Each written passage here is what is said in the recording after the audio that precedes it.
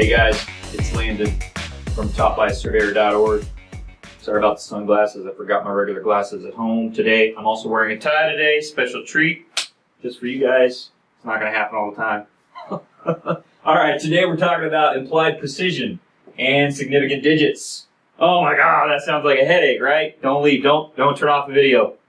Don't panic, don't go back to SpongeBob. Okay, we're going to get through this, it's going to be short, alright? It's important for surveyors to understand both implied precision and significant digits. We talked about precision and accuracy in one of the other videos. Okay, so we're going to come back to this idea of implied precision, but let's go over here. Let's look at this. Let's talk about significant digits for a minute. Now, I always had a hard time in school with significant digits. Kind of hard to wrap my brain around it. I understand it a little better now that I'm older. I'm not going to pretend to be an expert in significant digits. I would probably still get questions about significant digits on a math test wrong. But I understand a little bit, so I'm going to try and teach you what I know. So, I have the same number here, essentially. You can pretend this is a measurement of a distance in feet. Okay, and I go from more precise or more significant digits to fewer. Okay, so let's look at this. At the top here, we have 431.236. Okay, so we've got 3 digits right on the right side of the decimal. Okay, then we come down here, we round that. This is 431.24, 2 digits right of the decimal. Okay, 431.2, 1 digit right of the decimal. Okay, then we have 431, 430, 400. So, let's talk about some general principles here. The more digits you have to the right of the decimal, as a general rule, the more accurate your number is claiming to be, or the more precise your number is claiming to be, and the more significant digits you have. Okay, so this has more significant digits than this. Okay, so let's just count them up. We got 1, 2, 3, 4, 5, 6 significant digits here. Okay, here we've got 1, 2, 3, 4, 5 significant digits. Here we've got 1, 2, 3, 4 significant digits. Here we've got 1, 2, 3 significant digits. Here we've got 1, 2 significant digits. Here we've got 1 significant digit. Now the other thing you'll notice is if you've got zeros on the left side of the decimal, so you could just say there was an imaginary decimal point here and here and here. Okay. If you've got zeros starting at the decimal, you can start at the decimal and subtract out every zero until you get to a non-zero number. So this does not count as a significant digit. Neither does this one, neither does that one. Okay? So, hopefully that makes a little sense on how many significant digits you have. Now let's talk about why it's important for surveying. Let's say you work for me as a surveyor, field surveyor, you came into me and you reported your distances out here to the nearest thousandth of a foot. I'm going to get mad at you because you can't measure that good. Okay, so when you show a number like this, 431.236 feet, okay, you're claiming a precision there that you don't really have. You're implying, that means claiming. You're claiming because you show this decimal that you can measure more precisely than you really can. Surveyors can't really measure distances to the half a hundred most of the time, to the tenth. This is actually a tenth of a hundred to the thousandth. We're not that good, so surveyors should never show numbers like that. This is how you should show the number generally as you're a surveyor, right? Okay, now let's just say you're meandering a river or creek as a surveyor. You shouldn't show it this close, probably not even that close. You should probably show it down here, 431, to the nearest foot. That's what we call this.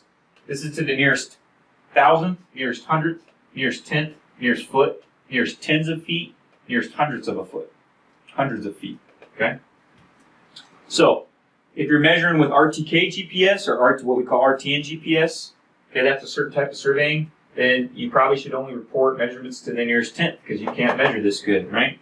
So as a surveyor uses a less precise instrument, he's got to show fewer and fewer digits, fewer significant digits, or he's kind of lying to people. He's making people think he's surveyed something better than he has. So surveyors have to think about this is really important. We don't want to give people a false sense of confidence in our measurement, make people think that we've measured more precisely than we actually can. Now let's go down and talk about these 3 numbers at the bottom here. I'm just going to redraw because they're a little bit trickier, so I want you guys to understand this. So on the top, it kind of makes sense. We're just dropping a digit on the one side of the decimal. But when we get down here, we still have the same number of digits in the number, but we have fewer significant digits. And basically, instead of dropping a digit, like we are over here, we're just replacing a digit with 0. So here we replace the 1 with a 0, and here we replace the 3 with a 0. Okay? And what this means is, if you see a number like this, what that probably means is that we could only measure that to the nearest 10 feet. Okay? And when you see a number like this, that means we only measured it to the nearest 100 feet. Okay? So as soon as you show a number here in this place, you make people think you can measure to the nearest foot. So you don't want to show a number there. If you can only measure to the nearest 10 feet, so like when I pace, when I measure by pacing, count my paces, okay, I can't pace to the nearest foot. There's some surveyors that think they can, but I know I can't. I can probably only pace to the nearest 10 feet.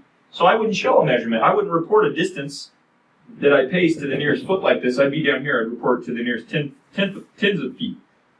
That means I'd never have a non-zero number in this one spot. Okay.